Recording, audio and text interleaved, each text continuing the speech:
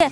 तो एक होता है ना कि अगर वन नेशन वन इलेक्शन होगा तो कंट्री में बहुत ज़्यादा डिक्टेटरशिप का माहौल हो सकता है, क्योंकि एक ही गवर्नमेंट होगी और वही अपना सारा इम्पोज पॉलिसीज़ वगैरह करने का ट्राई करेगी।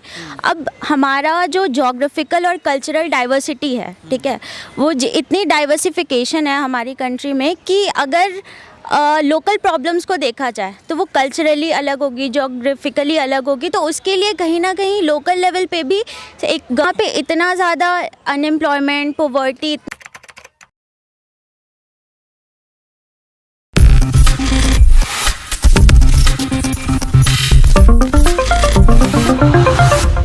G20 शिखर सम्मेलन के पहले और बाद लगातार ये चर्चाएं चल रही हैं कि क्या वन नेशन वन इलेक्शन होना चाहिए।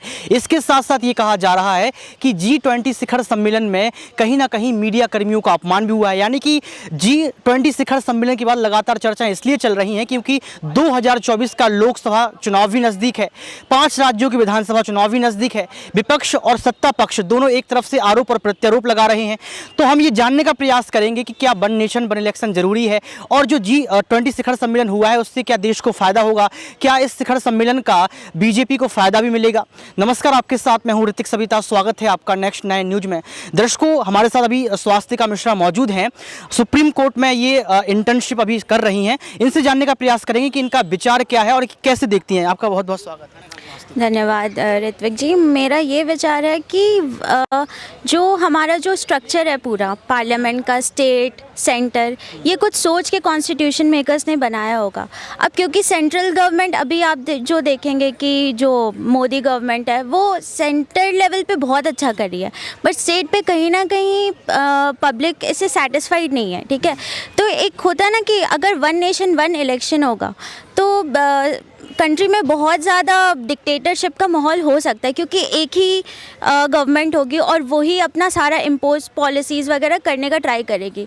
अब हमारा जो जोग्राफिकल और कल्चरल डाइवर्सिटी है, ठीक है, वो इतनी डाइवर्सिफिकेशन है हमारी कंट्री में कि अगर लोकल प्रॉब्लम्स को देखा जाए तो वो कल्चरली अलग होगी, जोग्राफिकली अलग होगी। तो उसके लिए कहीं ना कहीं लोकल लेवल पे भी एक गवर्नमेंट रहने की ज़रूरत है। तो फ़िलहाल मुझे लगता है कि इंडिया की डेमोक्रेसी को सस्टेन करने के लिए ये वन नेशन वन इलेक्शन आरोप लगा रहा है कि ये वन नेशन वन इलेक्शन जो है वो कहीं ना कहीं इसलिए क्योंकि चुनाव नज़दीक है।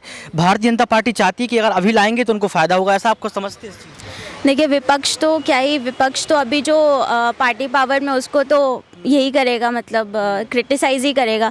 बट मेरे ख्याल से, मुझे ऐसा पॉलिटिक्स का ज़्यादा आइडिया नहीं है, विपक्ष या जो भी, बट मेरे ख्याल से वन नेशन वन इलेक्शन अभी कंट्री के लिए सही नहीं है। तो देखिए, वन नेशन वन इलेक्शन जो कंट्री के लिए सही नहीं है, इनका मानना है। दूसरा सवाल मेरा आपसे ये रहेगा कि लगातार महंगाई बढ़ती चली जा रही है। एक तस्वीर थी G20 के लिए जिससे पूरी दिल्ली को सजा दिया गया, तो दूसरी तस्वीर वो भी थी जहां गरीबों की झोपड़ियों को उखाड़ दिया गया, गरीबों को बाहर कर दिया गया साफ सफाई के लिए। क्या आपको लगता है कि G20 की तस्वीर कहीं ना कहीं मोदी जी को भी देखना चाहिए कि बाहर क्या चल रहा है, गरीबी लगातार बढ़ती चली जा रही है? देखिए, G20 का भी है कि हाँ, गवर्नमेंट कुछ अच्छे स्टेप्स उठा सकती थी। मतलब इतना ज़्यादा ऐसे नहीं होना था कि झोपड़ियों को तोड़ दिया गया या स्ट्रे डॉग्स के साथ जो भी हुआ।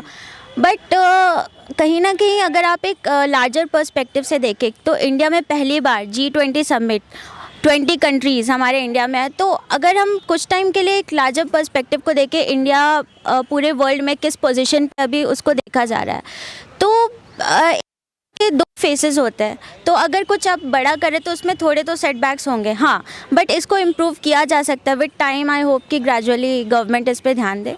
भारत की गरीबी कैसे दूर होगी? गरीबी की तस्वीरें आप देखिए, आप अगर अपनी गर्दन को 180 अंश पे घुमाएंगे तो कहीं ना कहीं आपको गरीब मिल जाएगा। फुटपाथ पे देखिए आप, उनको ये भी नहीं पता कि हम किस देश से हैं, हमारा क्या वर्चस्व भारत में हो सकता है, उनको अपना नाम भी नहीं पता होता है। ये गरीबी कैसे दूर होगी, क्योंकि गरीबी और अमीरी की खाई लगातार बढ़ती चली जा रही है? देखिए, भारत, आपको तो इतिहास पता होगा भारत का कि भारत सोने की चिड़िया कहा जाता था, बट उसको लूटने के लिए भी बहुत सारे मुगल्स आए, फिर ब्रिटिशर्स आए। 200 साल तक इन्होंने भारत को लूटा। तो अब 200 साल अगर लूटा है तो 200 साल अमीर, मतलब स्टेबिलिटी के लिए भी लगेंगे ना। और प्लस यहाँ पे इतना ज़्यादा अनएम्प्लॉयमेंट, पॉवर्टी, इतना सब कुछ हो गया है ना कि अभी वाली गवर्नमेंट तो फिर भी कुछ कर रही है। और ऐसा नहीं है, देखिए, अगर किसी क्या बोल सकते हैं उसको, एस्पेक्ट में अगर काम किया जा रहा है तो कहीं पीछे हट रहे, तो हर एक चीज़ का एक समय होता है, ठीक है। अगर गवर्नमेंट अभी हो सकता है इंडिया को वर्ल्ड में रिकॉग्निशन देने के लिए काम करे, तो हो सकता है आगे आने वाले टाइम में वो थोड़ा सा महंगाई तो बढ़ रही है ना, सिलेंडर देखिए भले 200 रुपये अभी सस्ता कर दिया गया, लेकिन टमाटर भी 150 रुपये किलो बिक गया। हाँ, वो तो मैं एग्री करूँगी कि महंगाई बढ़ गई है, बट इस पे मैं ज़्यादा पॉइंट ऑफ व्यू दे नहीं सकती हूँ। तीसरा सवाल मेरा आपसे ये रहेगा कि अभी एक लड़ाई और छिड़ गई है, इंडिया वर्सेस भारत। इंडिया नाम रखा जाए या भारत नाम रखा जाए, आपने संविधान भी पढ़ा होगा, अनुच्छेद 1 में कहा भी गया है कि इंडिया ही भारत है, भारत ही इंडिया है। लेकिन क्यों आखिर चाहता है जो है बीजेपी कि यहाँ पर एक नाम हो भारत? क्या इसलिए क्योंकि विपक्ष ने अपने गठबंधन का नाम इंडिया रख लिया? कैसे देखती हैं, क्या नाम चेंज होना चाहिए? देखिए, इंडिया जो है हमारा नाम, पहले भारत एक यहाँ पे माइथोलॉजिकल स्टोरी है कि भारत नाम के एक रूलर थे, तो उनके डिसेंडेंट्स जो थे उनका नाम उनको भारतीय बोला जाता था, है ना, उनके डिसेंडेंट्स को, तो वो उससे भारत बना। अब जब ये आए क्या ब्रिटिशर्स आए, तो उन्होंने हमको एक नाम दे दिया इंडियंस। और ऐसा कहा जाता है कि अगर आप किसी कंट्री को रूल करना चाहते हैं ना, तो सबसे पहले तो उनका लैंग्वेज और उनका ओरिजिन उसको पूरे तरीके से डिस्ट्रॉय कर दो, ठीक है। अब बहुत सारी कंट्रीज़ ऐसे एग्जाम्पल है कि जिनका नाम बदला गया, मतलब जब वो अंडर रूल में थे, फिर जब वो उनको फ्रीडम मिला तो वो वापस उन्होंने अपना नाम बदला। तो कहीं ना कहीं ये सारा चीज़ ज़रूरी है, क्योंकि जो ब्रिटिशर्स का जो इन्फ्लुएंस है, अभी भी आप बहुत सारे ऐसे वीडियोस देखते होंगे जिसमें ब्रिटिश मीडिया ऐसे मजाक उड़ाती है। तो एक हमारा जो वो है ना, क्या उसको बोल सकते हैं,